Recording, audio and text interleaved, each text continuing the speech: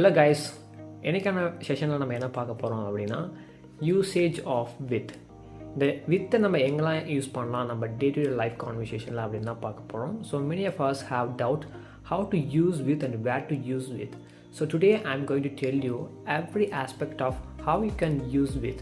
So இன்றைக்கான செஷனில் நம்ம வித்தை என்ன மீனிங், தமிழ் மீனிங்கில் என்ன மீனிங் கொடுக்கும், இங்கிலீஷில் நம்ம எங்கெங்கெல்லாம் யூஸ் பண்ணலாம் அப்படின்ட்டு சில கொஸ்டினுக்கு பதில் சொல்கிற மாதிரி நான் சென்டென்சஸ் மேக் பண்ணியிருக்கேன். ஸோ வாங்க பார்க்கலாம்.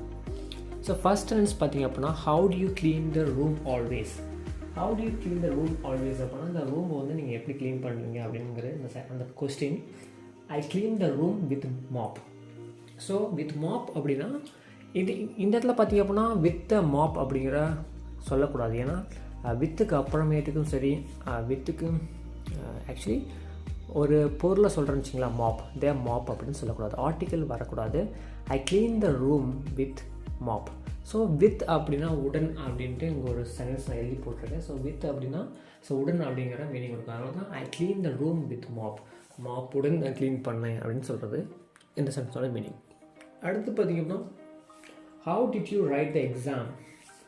How did you write the exam? I wrote the exam with pen. நான் அந்த எக்ஸாம் எழுதினேன் வித் பென்னுடன் எழுதினேன். Who did you come with?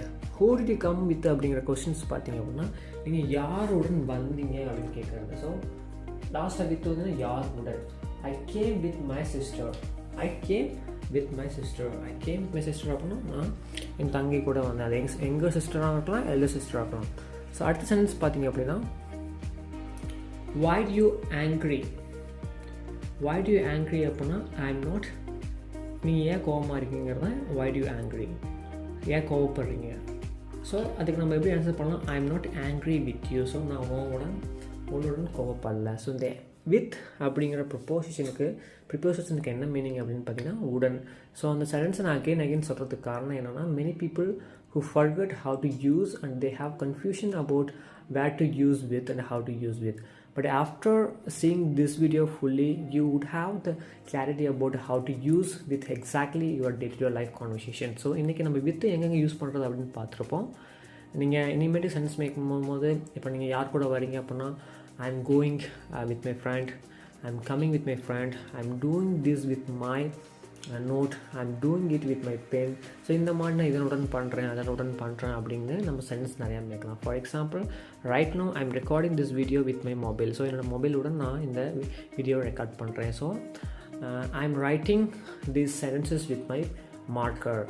I am sitting on the bench with my cat. So நான் அந்த bench மேலே என்னோடய கேட்டோடன் உட்காந்துட்ருக்கேன். ஸோ இந்த மாதிரி அந்த உடன் இதனுடன் அப்படின்ட்டு நம்ம சென்டென்ஸ் மேக் பண்ணுறோம் பார்த்தீங்களா. ஸோ அதுக்கு தான் இந்த வித் அப்படிங்கிறது யூஸ் ஆகுது.